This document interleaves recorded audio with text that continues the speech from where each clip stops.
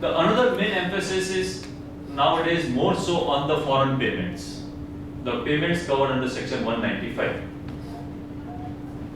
Though we had earlier more exhaustive details to be given under 15CA, thereafter 15CB, etc. Now we have a list wherein from the drop box, if you select the certain payments on taxes are not required to be deducted, so not to check that also the services can be conducted. Whether you have properly opted for not to deduct taxes, whether DTAA provisions were required and whether they have been applied properly or not, the surveys are being conducted for them.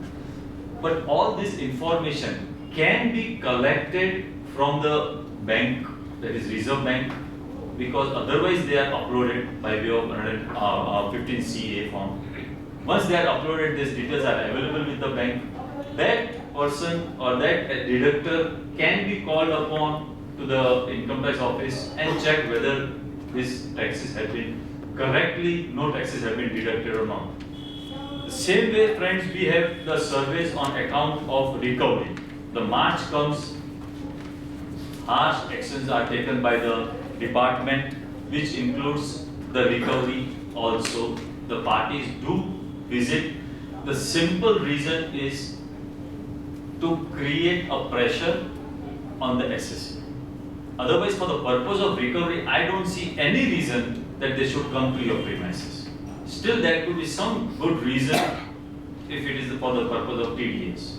But for the recovery part, there should not be any reason. All the entire details are available with them, except that if they want to see that what are your latest debtors position, what are your latest bank accounts position, and thereafter they can take the action depending upon the data available with them.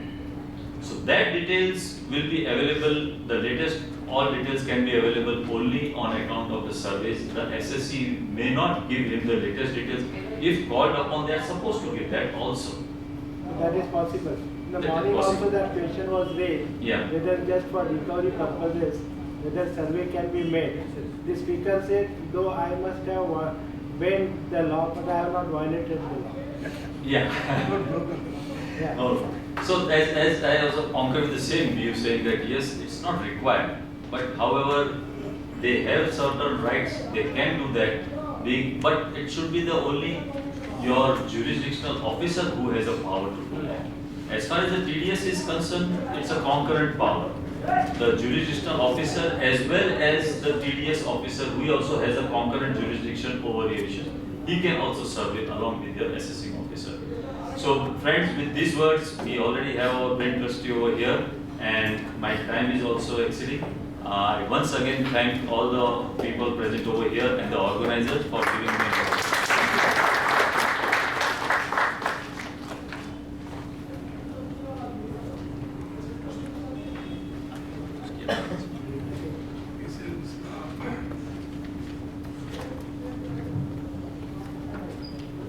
It's a running short of time.